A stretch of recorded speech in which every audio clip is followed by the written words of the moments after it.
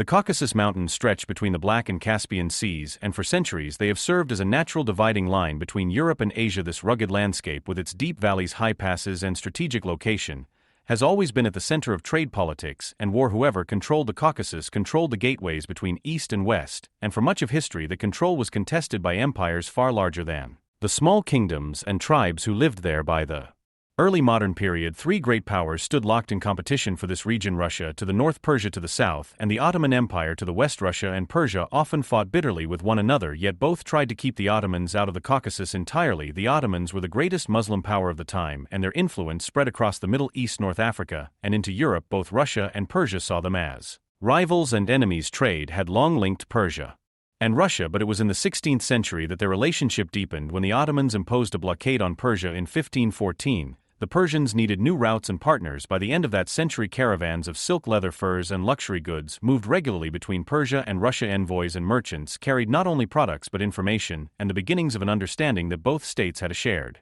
enemy in the Ottomans. Religion also played a role in this struggle. The Persians were ruled by the Safavid dynasty, which followed Shia Islam, while the Ottomans were staunchly Sunni. Each side used religion to justify wars and campaigns, but behind the words of faith were political ambitions and the desire for territory. Russia too was entangled in religious rivalries. Within its borders lived large Muslim communities, while in Ottoman lands many Christians remained. The conflict between Russia and the Ottomans therefore contained elements of religion, but it was mostly about access to the Black Sea and through it the Mediterranean. Persia and Russia did not always remain united in their opposition to the Ottomans. At the dawn of the 17th century, the Persians found themselves in open conflict with the Ottomans over the Caucasus, and they asked Russia for help. Some Russian aid arrived, but the country was in chaos at the time. Succession disputes and civil war gripped Russia until the Romanov dynasty took power in 1613. By the time stability returned, Persia had secured the Caucasus for itself. Ethnic and dynastic connections added more complexity. In the 1630s, Russian Cossacks supported a Georgian king, Tamuraz,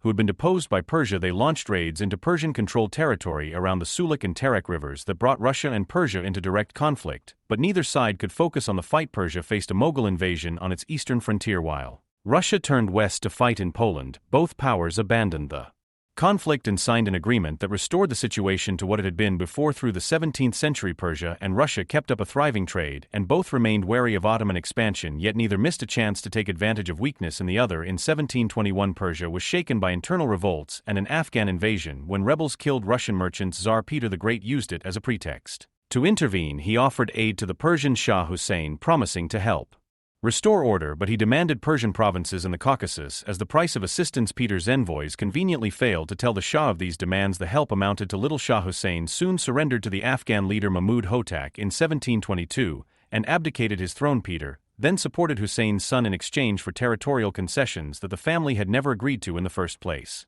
Wars followed and ended in treaties that handed vast stretches of Persian land to Russia and some to the Ottomans as well. Russia and the Ottomans even agreed that if Persia resisted, they would put a puppet ruler on the throne. These arrangements did not last. Within a decade, new negotiations returned much of the land to Persia in exchange for an alliance against the Ottomans, who were once again the greatest threat. The struggle for the Caucasus reignited later in the 18th century. The Treaty of Georgievsk 1783 shifted Georgia from Persian influence to Russian protection.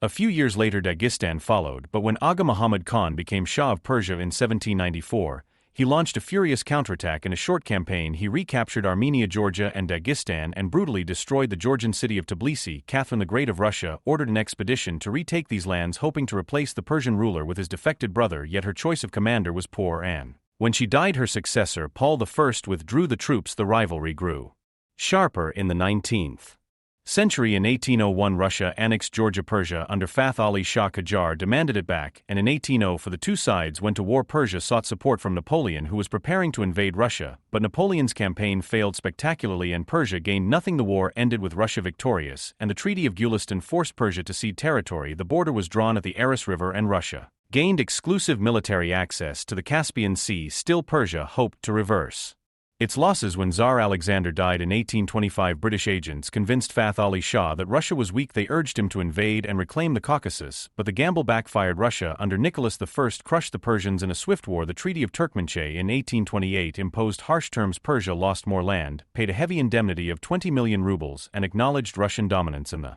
Caucasus. From then until the fall of the Soviet Union in the 1990s, most of these territories remained under Russian rule. The 20th century brought new powers into the rivalry. Russia, now the Soviet Union, competed with Great Britain for influence in Persia in 1907.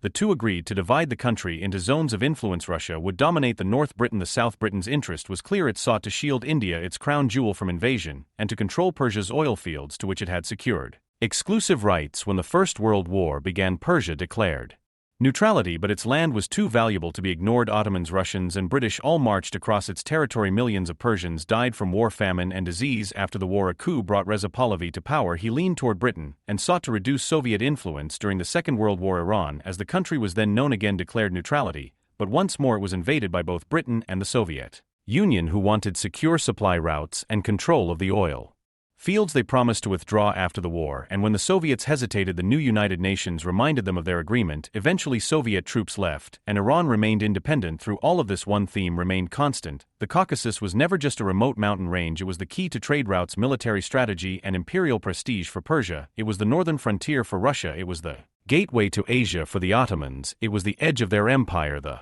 mountains themselves remained home to diverse peoples with their own languages and traditions, but their fate was always bound to the ambitions of empires larger than themselves. The story of the Caucasus is therefore not just about shifting borders and treaties. It is about how geography shapes history. The rugged land between the Black Sea and the Caspian stood at the crossroads of civilizations, and for centuries the clash of Russia, Persia, and the Ottomans echoed through its valleys. The legacy of these struggles lived on into the modern age, and even today the Caucasus remains a region where politics, culture, and history collide.